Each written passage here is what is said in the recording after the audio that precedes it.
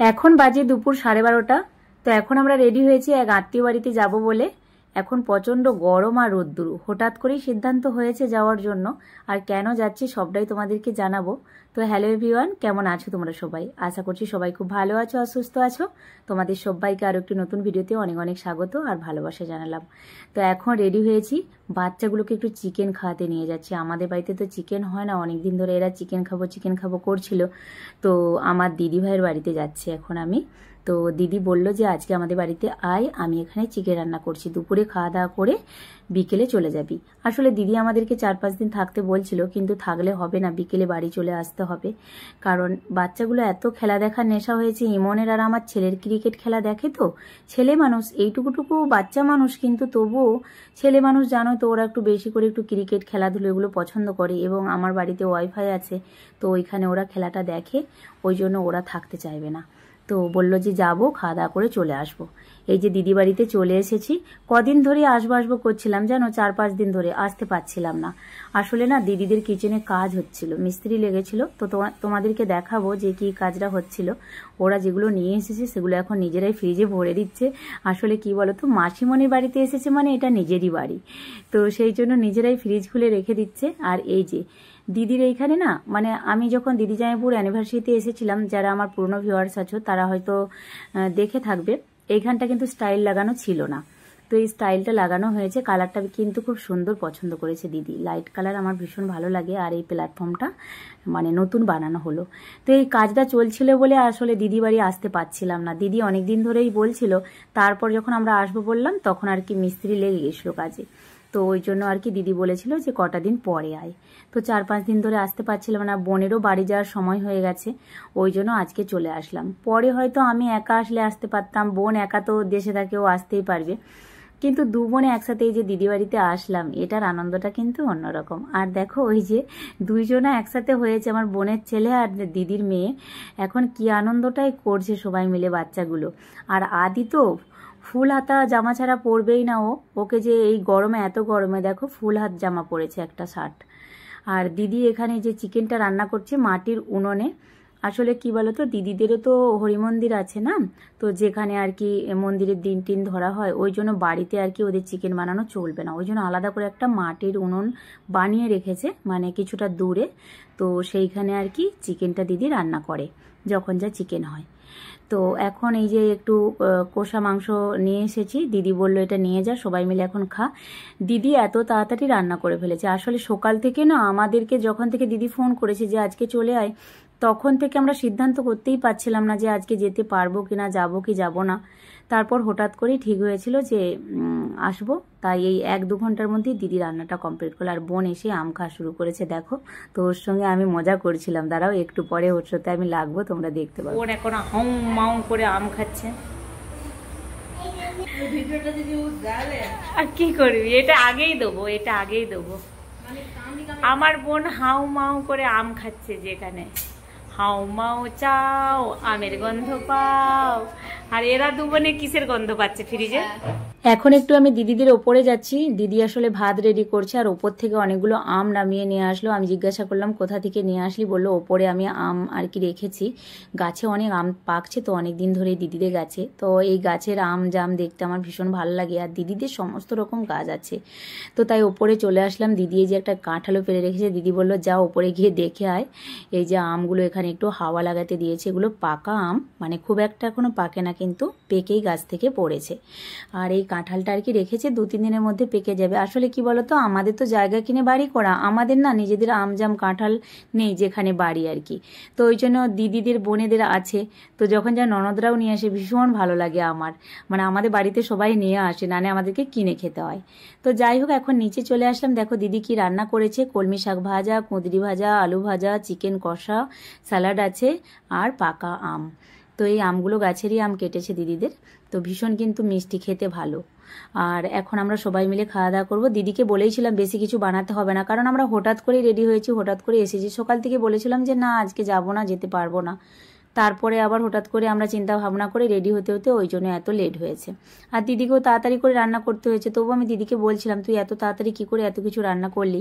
তো গ্যাসে এগুলো বানিয়ে নিয়েছিল, বাদ বাকি মাংসটা তো উনুনে রান্না করেছে। আর এই যে দেখো আমাদের ম্যাডাম খোকন, ও হচ্ছে মোবাইল দেখে দেখে এখন খাবে, যেটা আমার দিদির একদমই পছন্দ না, কিন্তু ও কথা শুনবে না। ও না ওদের আর কি কাকিমাদের বাজে গ্রামে, বুঝতে পারছো, আশপাশে যে থাকে পড়োশি, তাদের বাড়িতে গিয়েও খেয়ে চলে আসে। তো সেই জন্য আর কি বাড়িতে খুব একটা খায় না। তো আজকে আমরা চেয়েছি যে আমরা এসেছি, তুমি আজকে বাড়িতেই খাবে। তো ওই জন্যে এখন মানে ওকে মোবাইল টোবাইল দিয়ে ভুলিয়ে খাওয়াতে বসানো হয়েছে। মোবাইলের দিকে তাকিয়ে আছে দেখো, যেটা আমার দিদির একদম পছন্দ না। ওই যে দিদি এসেছে ওই জন্য তাকালো দিদির দিকে। তো এখন খাওয়া দাওয়া হয়ে গেছে। তো আমি একটু আসলাম যেখানে দিদি বাসন টাসন ধোয়, এই সাইডটা। আগে না যখন আমার দিদির বিয়ে হয়েছিল, এই সাইডটা দিয়ে একটা রাস্তা ছিল, তখন ওখানে দিদিদের একটা পুকুরও ছিল। এখনো পুকুরটা আছে বলছে মাসিমা। তো ওখানে মাছ টাছ ছাড়া থাকতো, আমরা স্নান করতে যেতাম, ভীষণ ভালো লাগতো। এখন দেখছি জঙ্গল হয়ে গেছে।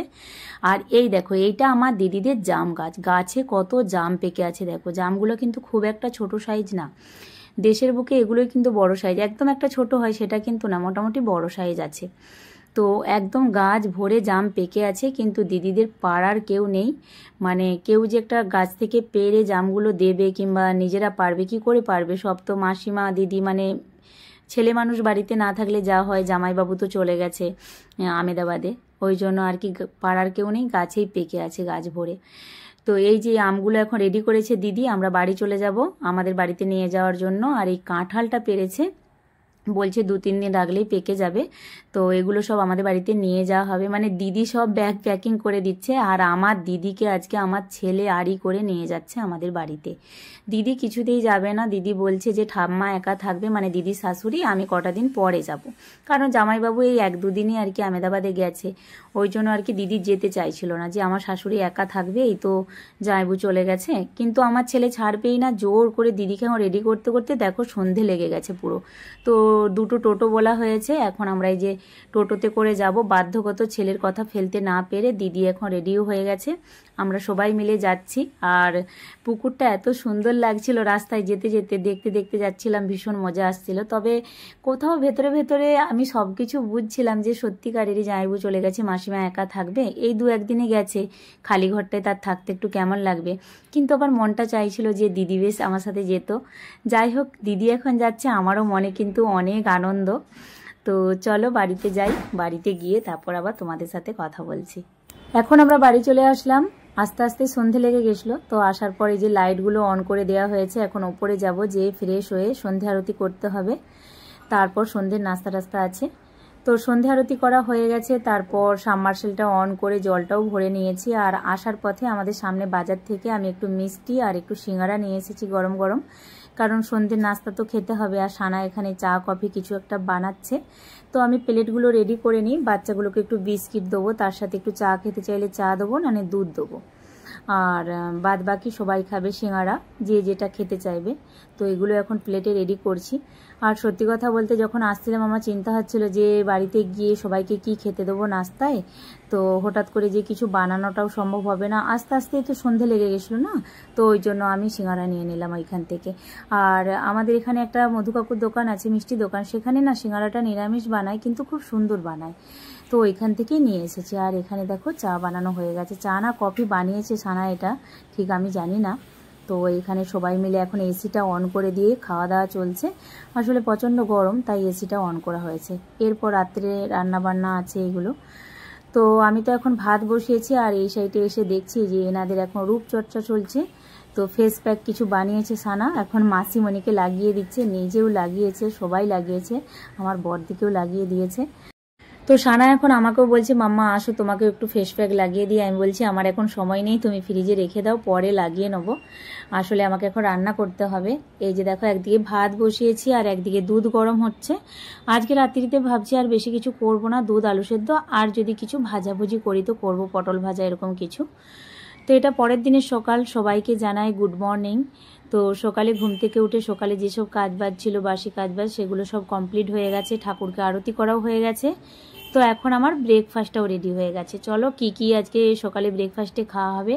2 দিনের না দই ছিল ফ্রিজে, তো সেই দইটা বের করে নিলাম।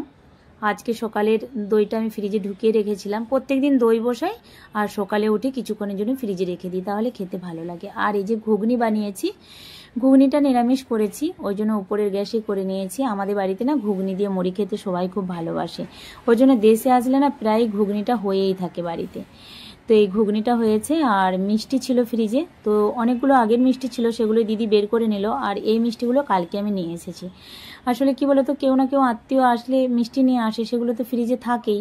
আবার আমরাও মাঝে মাঝে ফ্রিজে মিষ্টি কিনে এনে রাখি, কারণ কেউ যদি কখন আত্মীয় চলে আসে তাহলে অসুবিধা হবে না, এই জন্য আর কি। তো এখন অনেকটা সময় হয়ে গেছে, দুপুরে রান্নাবান্না কমপ্লিট, ভাত হয়েছে, দুধ গরম করে নিয়েছি, আর এখানে শাক ভাজা হয়েছে, আর এখানে মাছের ঝাল হয়েছে, আর মৌরলা মাছ ভাজা হয়েছে। আজকে অনেক কিছু রান্না হয়েছে। মাছের ডিম দিয়ে আমড়ার একটা চাটনি হয়েছে, আর এখানে পটল চিংড়ি হয়েছে।